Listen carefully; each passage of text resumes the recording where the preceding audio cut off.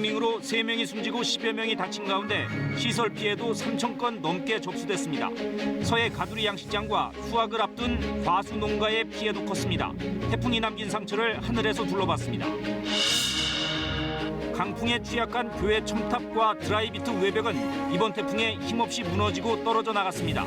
태풍 현장을 생생히 전달한 3만여 건의 시청자 제보는 재난방송과 피해 예방에 큰 역할을 했습니다.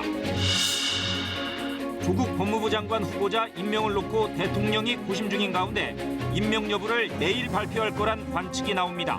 후보자 측은 동양대 총장 표창장 원본이 아닌 사진 파일을 검찰에 낸 것으로 알려졌습니다. 장제원 의원의 아들 장용준 씨가 음주운전 사고를 냈을 당시 경찰은 장 씨를 현장에서 귀가 조치했습니다. 반면 뒤늦게 나타나 자신이 운전했다고 주장한 사람을 경찰서로 데려가 조사한 것으로 드러났습니다.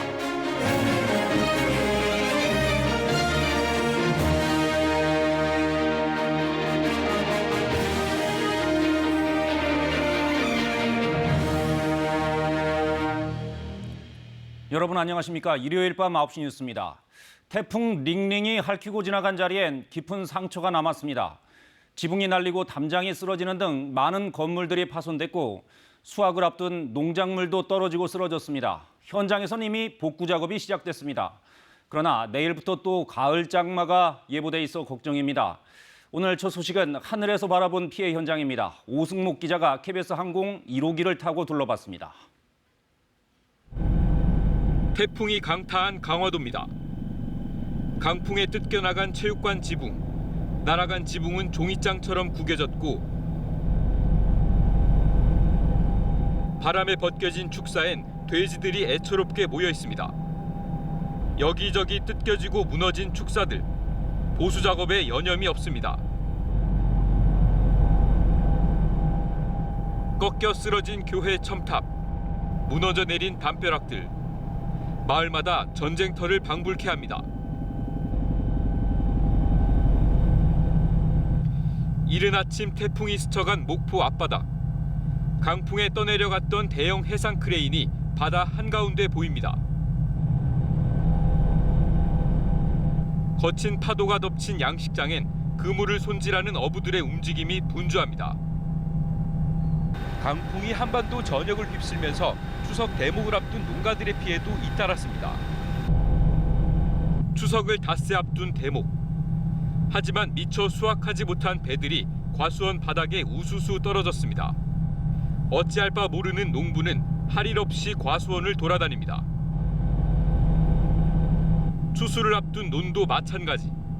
곳곳의 벼들이 바람을 이기지 못하고 쓰러졌습니다. 태풍 링링이 핥히고 간 한반도. 피해가 복구되기도 전에 가을 장마까지 예보되면서 추가 피해까지 우려되고 있습니다. KBS 뉴스 오승목입니다.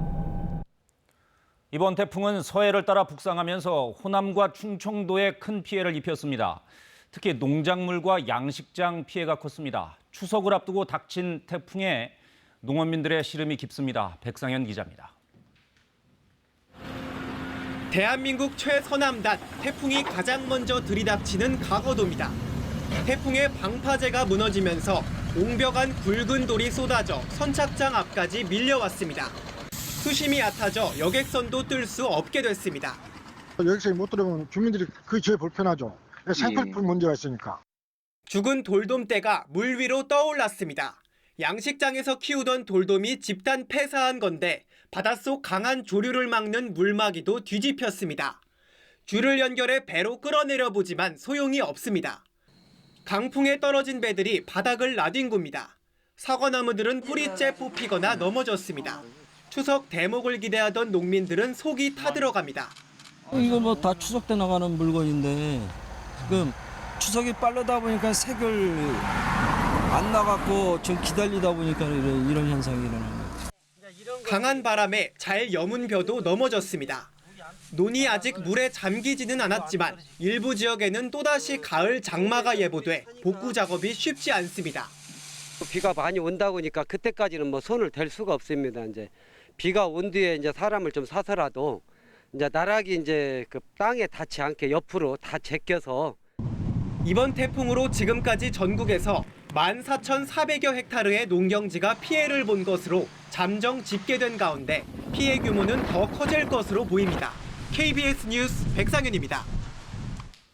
우리 국민들의 재난 감수성이 많이 높아지면서 시민들도 피해 예방에 최선을 다했죠. 그러나 역대 5위급 태풍에 적잖은 인명재산 피해가 남았습니다.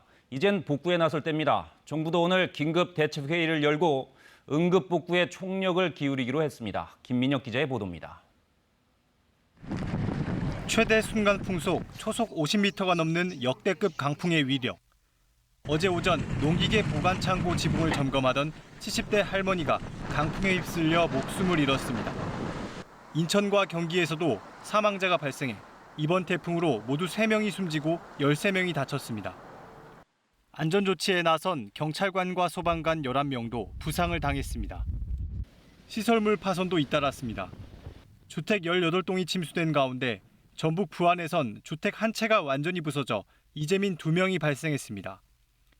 쓰러지거나 침수된 농작물 피해는 14,468헥타르에 달했습니다. 담장과 건물 외벽 파손만 300여 건, 강풍에 뽑히거나 쓰러진 나무도 2,400그루가 넘었습니다. 수령 250살로 추정되는 천연기념물 합천해인사 학사대 전나무가 쓰러지는 등 문화재 25건도 피해를 입었습니다. 이낙연 국무총리는 오늘 관계장관들이 참석한 가운데 태풍 피해 점검 회의를 열고 응급복구에 총력을 기울여달라고 주문했습니다. 응급복구는 주민들의 힘만으로는 부족할 것입니다.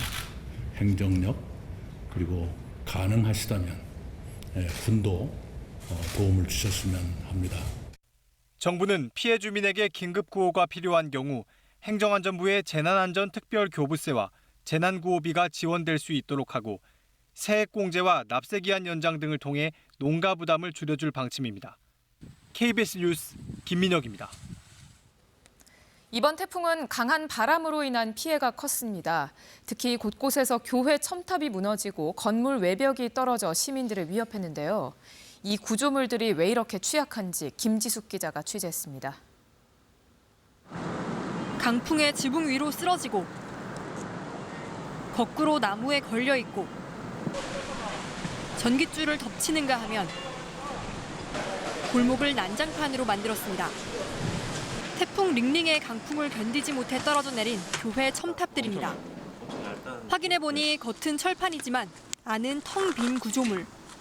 연결 부분은 녹이 슬어 손으로도 쉽게 부서집니다. 보는 것보다는 가벼운 무게예요. 아래는 사실 텅 비어 있었습니다. 그냥 건물이 오래됐으니까 아무래도. 교회 첨탑이 떨어졌다는 제보들은 전국에서 잇따랐습니다. 건물 외벽이 떨어지자 황급히 놀라 피합니다. 처음에는 조금씩 떨어지다가 갑자기 바람 세게 불어서 한 번에 무너졌죠. 스티로폼 안에 시멘트를 붙여 만든 외장재입니다. 이른바 드라이비트 공법으로 만든 벽인데 주변에서 쉽게 찾아볼 수 있습니다. 강풍 피해를 입은 서울 서초구의 한 건물입니다. 건물 위쪽을 보면 콘크리트가 그대로 드러나 있는데요. 건물 외장재가 통째로 떨어져 바닥에 쌓여 있습니다. 고층에서 떨어지는 물건은 생명을 위협하는 흉기나 마찬가지. 13층에서 골프공 하나가 떨어졌는데 차량 본넷이 거의 5cm 정도 이렇게 홈이 파일 정도로, 물론 가벼운 무게지만 충격력이 크거든요. 드라이비트 공법이 쓰인 건물 외벽과 교회 첨탑과 같은 구조물에 대한 안전 점검이 시급해 보입니다. KBS 뉴스 김지숙입니다. 어제와 오늘 KBS에는 태풍 링링에 대한 시청자 제보가 3만 건 넘게 접수됐습니다. 여러분의 적극적인 참여 덕택에 태풍의 상황을 생생하게 전달할 수 있었을 뿐 아니라 피해를 예방하고 줄일 수 있었습니다. 재난방송의 수용자에서 참여자로 거듭난 시청자들의 활약상을 김성수 기자가 전해드립니다. 제13호 태풍 링링이 한반도에 근접한 어제 새벽. KBS에도 시청자들의 제보가 본격적으로 접수되기 시작합니다. 날이 밝자 태풍 링링의 위력을 여지없이 담은 시청자들의 제보 영상이 빗발쳤습니다. 커다란 나무들도 강풍을 견디지 못했고 주차된 차량은 떨어진 건물 지붕에 폭격을 맞았습니다. 엿가락처럼 꺾인 전봇대가 건물을 덮치려 하고 강한 바람에 시민이 밀려 넘어지는 아찔한 순간도 시청자의 눈에 포착됐습니다. 시청자들은 재난 현장을 직접 중계하는데도 주저하지 않았습니다. 자꾸 차량물이 날아다니는군요. 차가 출발할 때 한번 보겠습니다. 강한 태풍으로 인한 이웃의 피해를 막으려는 시청자들의 마음은 하나였습니다. 좀 많이 위험한 상황이라서 제가 빨리빨리 제보를 해서 위협을 알리는 게 가장 좋은 방법이라 생각해서 제보하게 되었습니다. 어제 오늘 이처럼 태풍 링링과 관련해 KBS의 카카오톡과 전화, 앱을 통해 들어온 제보는 3만여 건. 1000건이 채 되지 않았던 이전 재난에 비해 급격히 늘어난 수치입니다. 시청자들은 이제 재난방송의 단순 수용자를 넘어 적극적 참여를 통해 피해를 줄이는 데 큰 역할을 하고 있습니다. KBS 뉴스 김성수입니다. 다음 소식입니다. 문재인 대통령이 조국 법무부 장관 후보자 임명을 놓고 막판 고심을 거듭하고 있는 것으로 전해졌습니다. 청와대를 연결합니다. 김지성 기자, 당초 이르면 이번 주말에 임명할 것이다 이런 관측이 나왔었는데요. 오늘 발표는 없었어요. 네, 문 대통령의 고심 예상보다 길어지고 있습니다. 주말에 외부 인사들에게도 자문을 구한 것으로 전해졌습니다.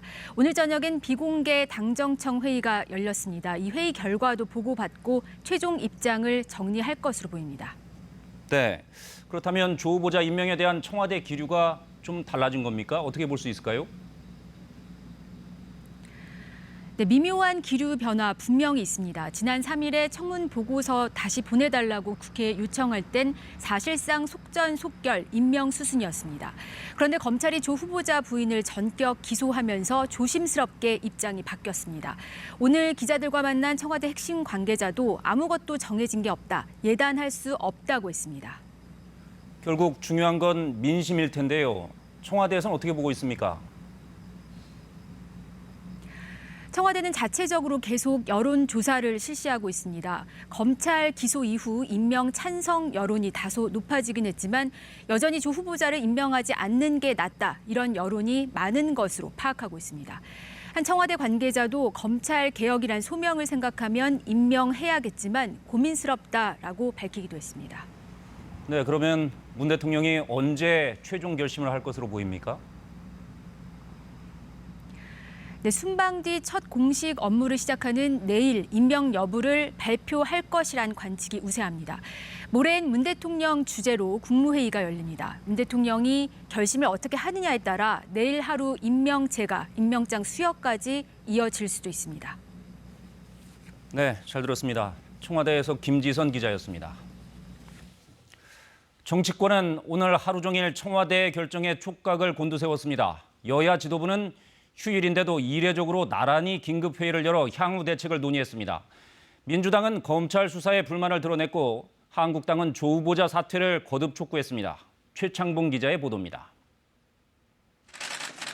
오후 4시에 열린 민주당 긴급 최고위원 간담회. 회의실로 들어서는 이해찬 대표와 이인영 원내대표 등 참석자들 표정이 굳어 있습니다. 1시간 반 넘게 이어진 회의 뒤 브리핑. 검찰을 향한 날선 비판이 쏟아졌는데 비공개로 열린 간담회 분위기가 엿보였습니다. 피의사실을 유포해서 여론몰이식 수사를 하는 검찰의 행태에 대해서 강력한 경고와 함께 우려를 표했습니다. 조 후보자 관련해선 임명 찬성 기류가 강했지만 검찰 움직임에 대한 정부적 판단이 필요하다는 의견이 나온 것으로 전해졌습니다. 큰 변화 없다, 이렇게만 이해해 주시면 되겠습니다. 앞서 2시 반엔 한국당 긴급 최고위원 회의가 열렸습니다. 조 후보자 사퇴와 지명 철회를 강하게 압박했는데 황 대표는 조 후보자를 후보자가 아니라 피의자로 부르기도 했습니다. 피의자인 조국을 법무부 장관에 앉히는 것은 그 자체로 법치에 대한 도전입니다. 최후 통첩이 안 받아들여지면 국정조사나 특검밖에 없다고도 했습니다. 조국 후보자를 임명한다면 밀란 수준의 국민들의 저항이 있을 것이고 자유한국당은 그 저항에 끝까지 함께할 것입니다. 바른미래당은 조 후보자를 데스노트에 올리지 않은 정의당을 향해 비겁하다고 했고 평화당은 검찰 수사를 반개혁이라 몰아가선 안 된다고 밝혔습니다. KBS 뉴스 최창봉입니다. 조국 후보자를 둘러싼 논란은 이제 정치권을 넘어 진영 싸움으로 확대되는 양상입니다. 황당한 억측과 비약도 적지 않습니다. 이래도 되느냐 하는 목소리도 나오고 있습니다. 김준범 기자입니다. 일부 포털 사이트에선 오늘 한때 최성해 동양대 총장이 검색어 1위에 올랐습니다. 최 총장의 학력 논란 때문이었습니다. 발단은 청문회 당일 이 발언이었습니다. 이분이 아까 교육학 박사 했는데 누가 저한테 제보를 한 게 이분이 명예 박사예요. 이 사실은 교육학 박사 이건 오히려 이게 위조가 될 가능성이 있어 내가 보기에는. 학력이 의심스러우니 증언도 신빙성이 없다는 취지입니다. 논리적으로 최 총장의 학력과 표창장 위조 여부에 대한 증언은 큰 상관관계가 없습니다. 결국 포털 사이트에 최 총장의 학력은 석사로 바뀌었고 논란은 진행형입니다. 한국당 주광덕 의원의 기자회견. 조 후보자에 대한 의혹을 거듭 제기하다 근거라면서 이렇게 말합니다. 혹시 아드님이 로스쿨에 지원한 사실이 있다고 그러는데 맞습니까? 그랬더니 대들듯이 화난 표정을 지었습니다. 사실상 독심술로 진위 여부를 확인했다는 건데 심리는 많이 흔들렸고 심지어 영상에 잡혔는지 모르지만 손을 이렇게 두 손을 해서 엄지검지를 계속 이렇게 했다는 주 의원의 손가락 동영상은 오늘 인터넷 사이트를 뜨겁게 달궜습니다. 어젯밤 김광진 청와대 정무비서관이 페이스북에 올린 조 후보자 부인의 글도 도마에 올랐습니다. 한 언론사 보도에 대한 해명글이었는데 정무비서관에게 부탁하면 억울한 일반 시민 입장을 올려주냐는 댓글이 이어졌습니다. 해당 글은 결국 삭제됐습니다. KBS 뉴스 김준범입니다. 네, 이번엔 검찰로 가보겠습니다. 검찰은 휴일인 오늘도 조 후보자 관련 의혹 수사에 속도를 내고 있습니다. 서울중앙지검의 취재 기자가 나가 있습니다. 방준원 기자, 조 후보자 측이 논란의 동양대 총장 표창장을 원본 대신 사진을 제출했다면서요. 왜 원본을 안 낸 거죠? 네, 검찰은 동양대 총장 표창장의 진위를 가리기 위해 오늘 조 후보자 측에 표창장 원본 제출을 요청한 것으로 알려졌습니다. 하지만 조 후보자 측은 표창장 원본 대신 컬러로 된 사진 파일을 제출한 것으로 전해졌는데요. 조 후보자 측은 사진을 낸 이유로 표창장 원본을 찾을 수 없기 때문이라고 밝힌 것으로 알려졌습니다. 검찰은 표창장 원본이 위조의 증거물이기 때문에 확보해야 한다는 방침입니다. 검찰은 조 후보자 측이 제출한 사진 파일 그리고 대한정치연대 박지원 의원이 청문회에서 공개한 표창장 사진을 비교하고 있는 것으로도 알려졌는데요. 검찰에도 없는 컬러 표창장 사진이 어떻게 박 의원 손에 들어갔는지를 수사하고 있습니다. 논란이 커지자 박 의원은 후보자 측이나 검찰에서 입수한 것이 아니라면서 입수 경위는 공개할 수 없다고 밝혔습니다. 네, 그럼 오늘도 소환된 사람들이 있었습니까? 네, 주말에도 소환은 이어졌습니다. 사모펀드 운용사 코링크피의 전 최대 주주 김모 씨와 운용력을 맡은 임모 씨 등이 오늘 검찰에 소환됐습니다. 조 후보자의 오촌 조카가 이 코링크의 실소유주가 아니냐는 의혹을 받고 있는데요. 검찰은 김 씨와 임 씨를 상대로 코링크가 만들어진 배경, 조 후보자가 투자에 관여했는지, 그리고 조 후보자 측의 투자 경위를 집중 추궁한 것으로 알려졌습니다. 이와 함께 사모펀드 의혹이 불거지고 난 뒤 해외로 출국했던 인물 중 한 명인 이모 씨도 소환 조사했습니다. 이 씨는 코링크에 자본금을 대고 함께 주식 시세를 조정하려 했다는 의혹에 대해 조사를 받은 것으로 전해졌습니다. 네, 알겠습니다. 방준원 기자였습니다. 검찰이 청문회 당일 조 후보자의 부인을 전격 기소한 데 대한 논란도 거셉니다. 조사도 하지 않고 기소해 조 후보자 측의 방어권이 침해됐다는 지적과 함께 피의 사실 유포 논란까지 제기되고 있습니다. 검찰은 어떠한 문제도 정치적 고려도 없었고 책임질 일도 없다는 입장입니다. 조태영 기자입니다. 조국 후보자의 부인 정경심 교수에 대한 검찰 기소에서 우선 지적되는 건 방어권 문제입니다.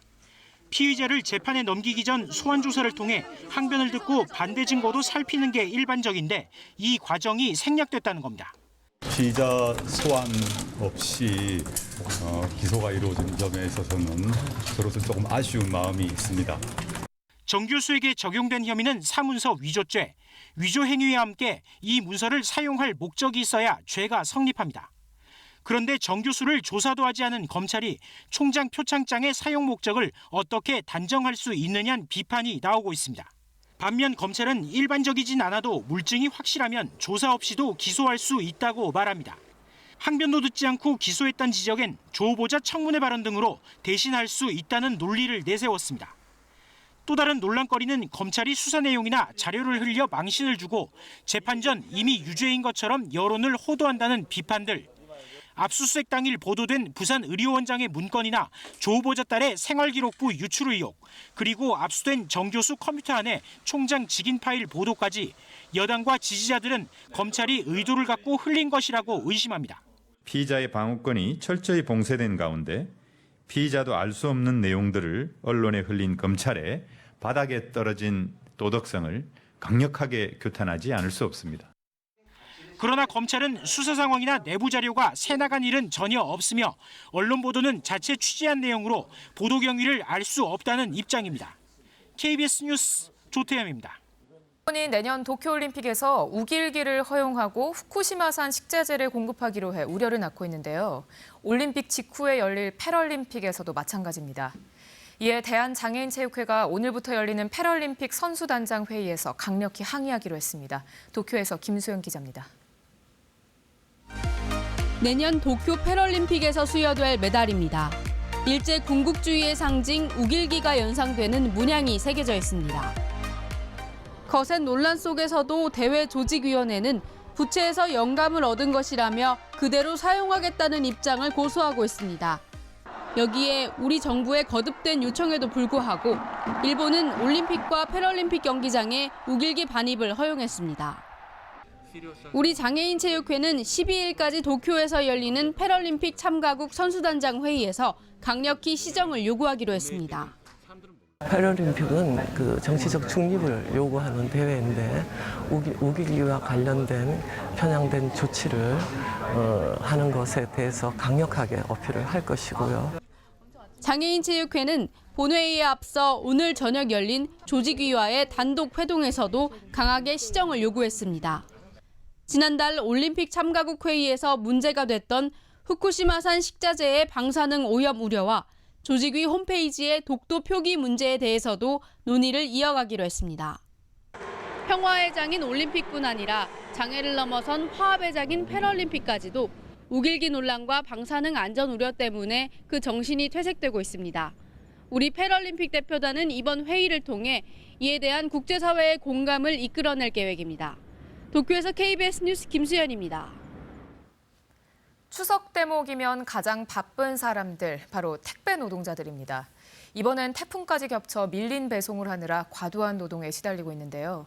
이틀 전에는 배달을 마치고 우체국으로 돌아가던 집배원이 교통사고로 숨지기도 했습니다. 박대기 기자가 취재했습니다.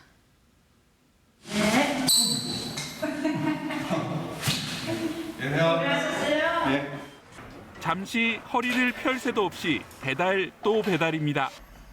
특히 무거운 농산물 택배가 몰리는 추석 대목엔 땀이 마를 새가 없습니다.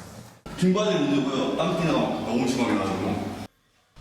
하루에 배달해야 하는 택배는 줄잡아 400개. 배달이 끝나면 또다시 짐을 실으러 가야 합니다. 새벽 5시에 시작된 일은 밤 10시까지 계속됩니다. 명절 직전 휴일은 쉬기로 했지만 잦은 비와 태풍 때문에 배송이 늦어져 쉴 수도 없습니다. 그리고 이번에도 비까지 많이 내려가지고 분류자고 할 데가 없는 거예요. 그러니까 물건은 막 넘쳐나는데 그래서 이제 시간이 더 늦어졌죠. 이번 명절은 또 9월. 특히 오토바이로 택배를 나르는 집배원들은 더 힘들 수밖에 없습니다. 지난 금요일 밤 충남 아산에서는 집배원 57살 박모 씨가 교통사고로 숨졌습니다. 배달을 마친 뒤 다시 우체국으로 가던 길이었습니다. 공공운수노조는 박 씨가 가족까지 동원해 12시간 넘게 배달을 하고 돌아가던 길이었다고 밝혔습니다. 과도한 노동의 명절을 보내면서 이제 장시간 노동이 불러온 비극적인 현장의 실상을 보여주는 거다. 노조는 과로사로 숨진 집배원이 올해에만 12명에 이른다면서 부족한 인력을 충원해달라고 호소했습니다. KBS 뉴스 박대기입니다. 기록적인 바람을 몰고 온 이번 태풍으로 어제 하루 많은 분들이 마음 졸이며 집에 계셨을 텐데요.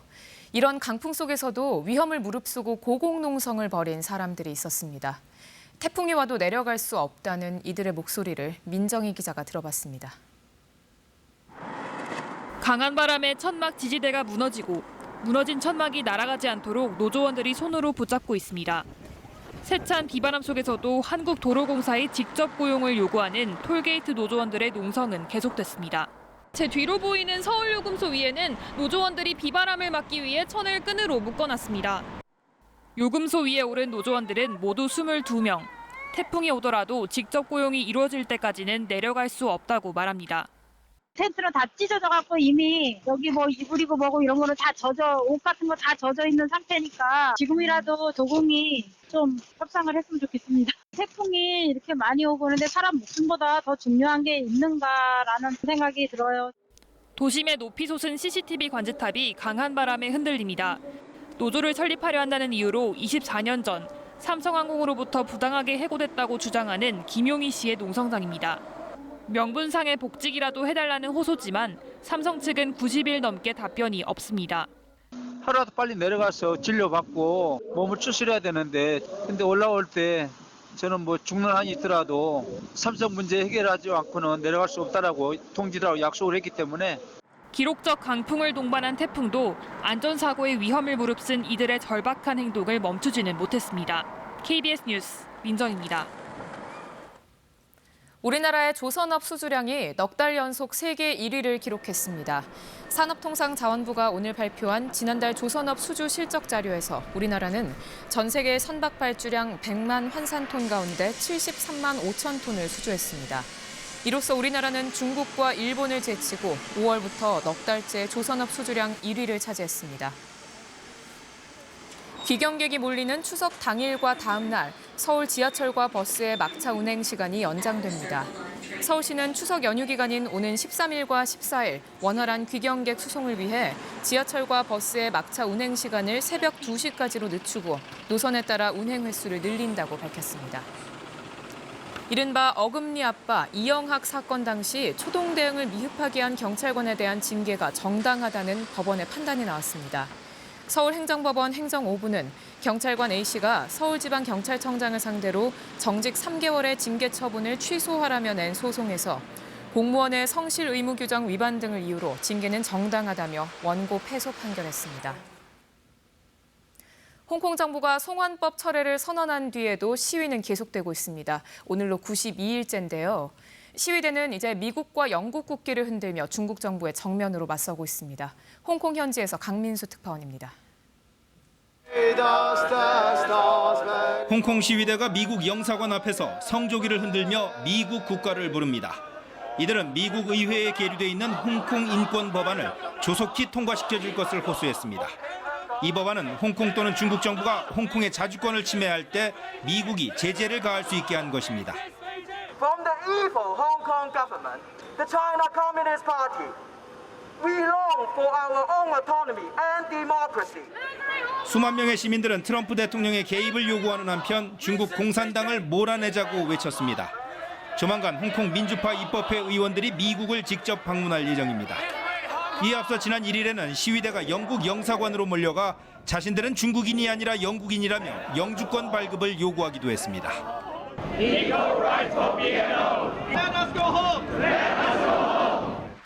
중국을 방문 중인 메르켈 독일 총리가 홍콩의 자유 보호를 언급한 데 대해서도 시민들은 상당히 고무됐습니다. 송환법 철회 발표 이후 좀 줄어드는 듯했던 시위대의 숫자도 다시 늘었습니다. 이번 기회에 행정장관 직선제까지 관철하겠다는 분위기인데 미국과 무역 전쟁을 벌이고 있는 중국 정부가 섣불리 강경 진압에 나서지 못할 것이란 판단도 작용하는 것으로 보입니다. 시위대는 이제 홍콩 정부를 넘어 중국 중앙정부를 직접 규탄하고 압박하고 있습니다. 시간이 지날수록 반중 성향 그리고 반공산당 성향이 짙어지는 분위기입니다. 홍콩에서 KBS 뉴스 강민수입니다. 추석 연휴가 기다리고 있는 한 주입니다. 민족 대이동이 수요일 저녁부터 시작됩니다. 고향 가는 길은 연휴 첫날인 12일 오전이 가장 막힐 것으로 예상됩니다. 12일 저녁 때 출발하면 비교적 정체가 덜하다고 합니다. 명절 때 차 막히는 거야 어쩔 수 없죠. 넉넉한 마음으로 명절 준비하시기 바랍니다. 주중에 최대 화두는 역시 조국 후보자 임명 여부입니다. 임명이 되면 되는 대로, 안 되면 안 되는 대로 전국이 또 요동칠 겁니다. 임명되면 한국당이 특검 카드까지 꺼내들 태세이고 안 되면 검찰을 향한 여당의 공세가 격화될 가능성이 있습니다. 문 대통령의 결정 지켜보시죠. 비서를 성폭행한 혐의로 구속된 안희정 전 충남지사에 대한 대법원 판결이 내일 나옵니다. 1심과 2심에선 유무죄 판단이 엇갈렸죠. 이제 최종 판단이 나오는 겁니다. 성범죄에 대한 새로운 기준이 제시될지 주목해 볼 필요가 있습니다. 오는 수요일엔 일자리 성적표가 나옵니다. 일자리가 늘어야 구매력이 늘고 그래서 소비와 내수가 살아나야 경제가 활성화될 수 있습니다. 이번엔 취업자 증가폭이 30만 명을 넘어설 수 있을지가 관심입니다. 지금까지 다음 주 브리핑이었습니다.